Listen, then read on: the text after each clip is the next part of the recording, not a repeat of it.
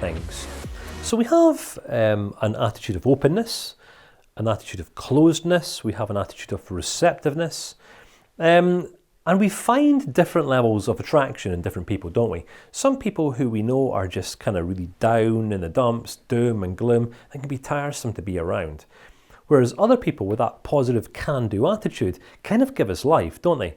Now, the reason why I'm talking about this is because I want you to evaluate how it is that other people might find you. How effective you are at managing and regulating yourself will determine how much of you people get to see and discover and find value in. Right? For example, some people go through life living in a completely overwhelmed way. I'm going to come on to this idea shortly. Whereas others live life in a completely proactive way, with a vision and a sense of direction and a sense of purpose. People who are going somewhere. Here's an idea. Unless you have a sense of direction and a purpose and a plan for your own life, there's a pretty good chance you're just going to get caught up in someone else's. Now, some people are going to be fine with that, whereas others aren't. So we want to make a decision about kind of what it is that we are going to commit our life to. Going somewhere or going around in circles. Just trying to feel better about ourselves, just trying to feel better about our circumstances.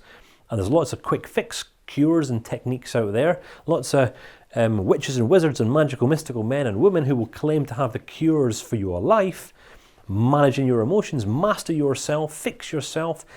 And then there's those who just take responsibility for themselves and become the change that they want to see happen. Because I guess, as with all things, growing up and developing ourselves in life, it doesn't come without challenge.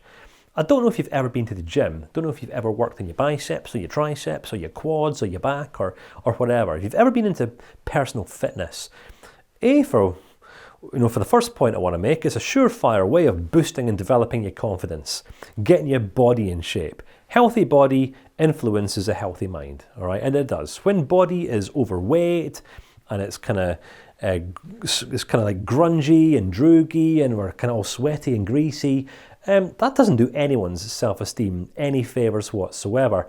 And it's also not particularly attractive to look at. And it's not. All right, I know some people love big. But when we are in shape, we just feel better about ourselves, all right?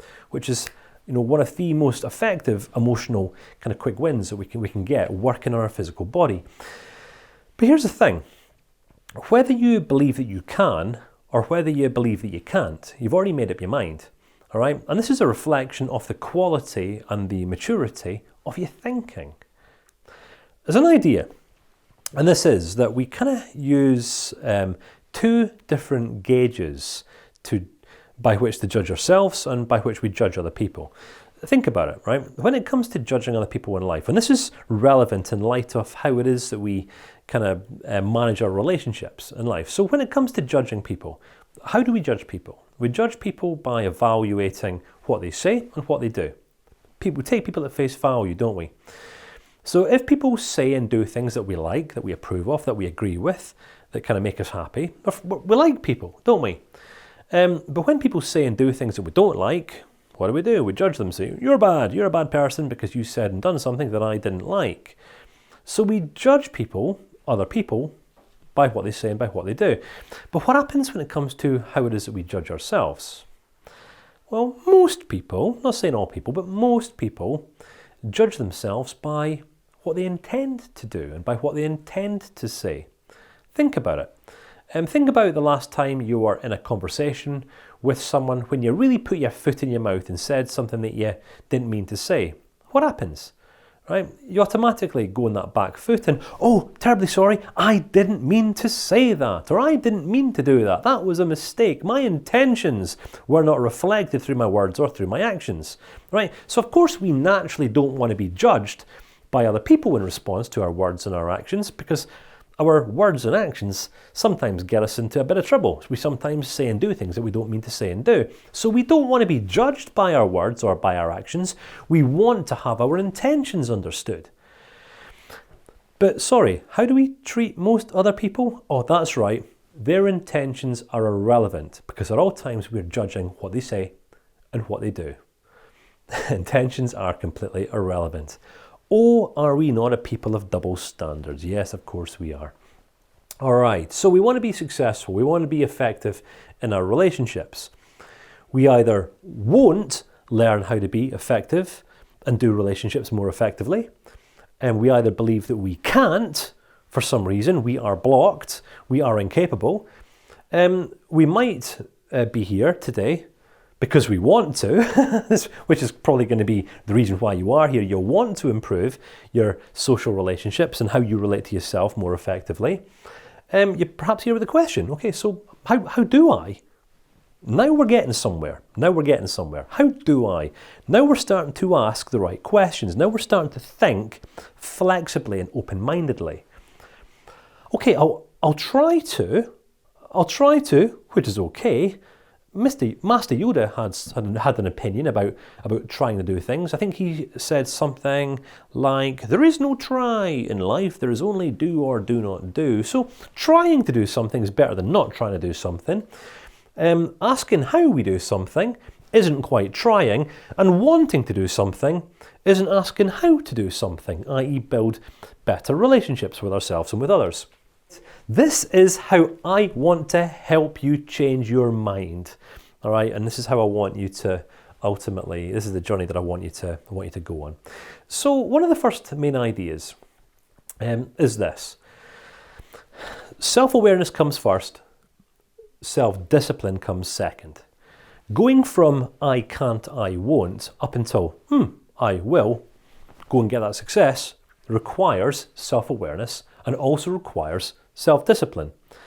But self-discipline cannot come through or cannot come about apart from through self-awareness. So self-awareness comes first, self-discipline comes second. It's the natural order of things.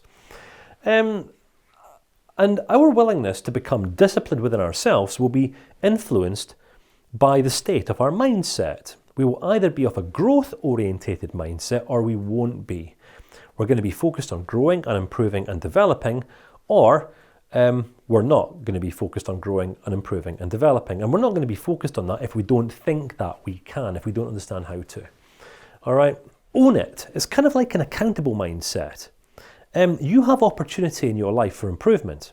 You probably have some deficits in your life. You most likely have some problems in your life. You might have some relational tensions in your life. Well, until you become the owner of these problems, opportunities and tensions, they will remain unresolved. And that's it.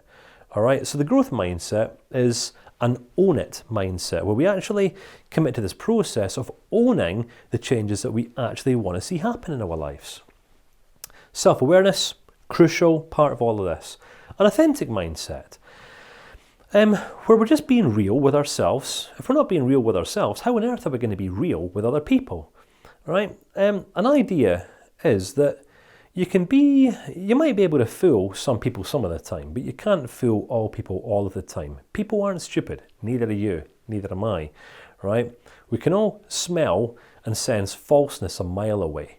The only problem is that some people go through life uncertain of who they are, undecided on who they are, unconvinced on how it is that they could develop themselves and improve, so they end up trying to kind of fake it until they maybe someday miraculously make it. End up trying to be someone that they're not, putting on a facade or something like this. And as I say, you can fool some people some of the time, but you can't fool all people all of the time. Until you become real and honest with yourself, then there's a pretty good chance you're not going to be being so real or honest with others. And when you're not being real or honest with others, this is compromising A, your own integrity, and B, the trust that other people would otherwise develop in you. All right? So you compromising your own integrity, your own authenticity, is undermining the one thing that you want the most. Healthy, mature, strong, connected relationships. All right? It's all completely interconnected. It's all one. Useful beliefs. You're going to have some useful beliefs about yourself that we've just looked at. I can't do it. Maybe I want to do it. I could do it. I'll try it. Or I will do it. It's all in the mind. It's all in the mind. And then you may or you may not be action focused, which is understanding that unless you take action to improve and increase your life, develop yourself, make an effort in your relationships, then you might be waiting a very long time for someone else to. So unless you own your life, it's kind of touch and go as to whether you ever actually get what you want. So, 4 types of mindset. I know we're kind of unpacking this. We're looking at the same thing from different angles, all right? I want you just to take a little bit of time once this video is wrapped up to consider where you're currently at. What is your state of mind?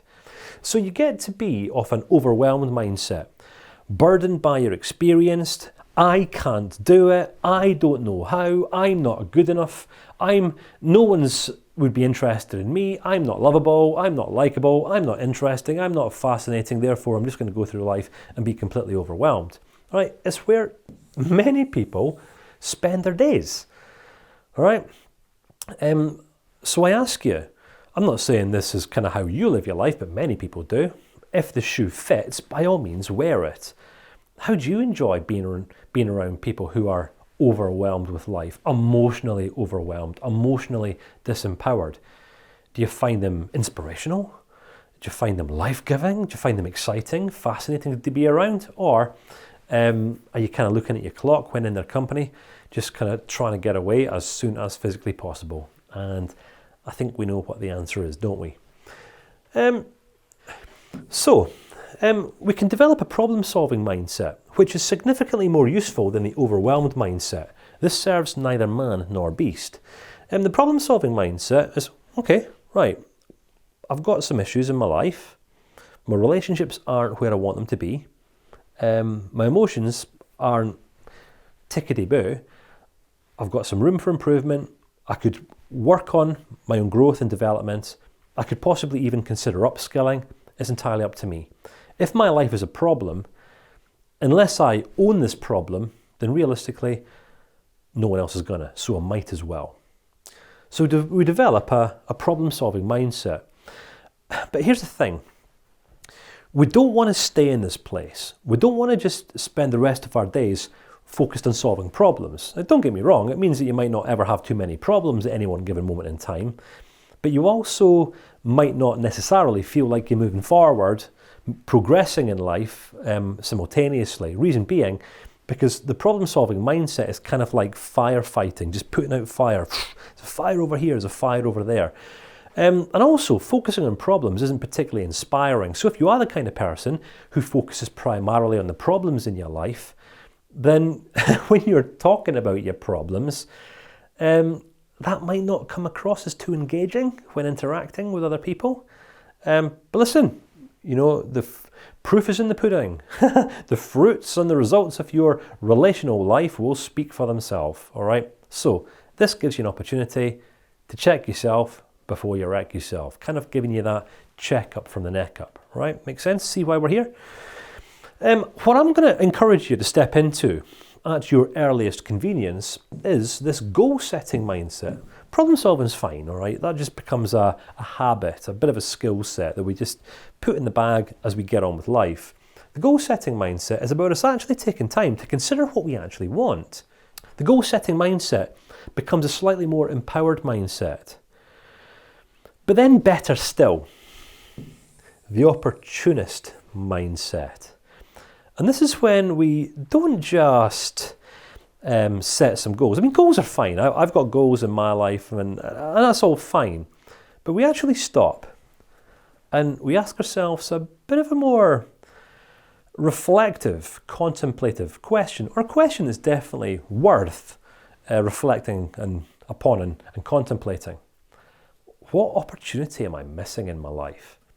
By not having it all together in this area, by not being expert in my communications and a really, prominent communicator, not knowing how to, or not being completely on top of myself, and perhaps not being as effective as what I could be in my relationships, what opportunities am I missing?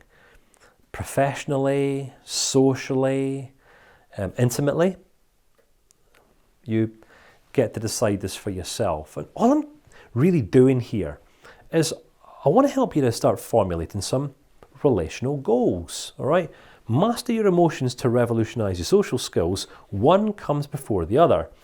And you're only going to have a reason for wanting to become more disciplined and kind of upskill your life, if you have a meaningful, well-considered, compelling goal or set of objectives to work towards. All right? So the question is, what opportunity do you see? What opportunity have you in your life for growth and expanding and improving things relationally, socially, professionally, whatever is relevant for you? Because the opportunity that you see, you can then come back and set some goals around.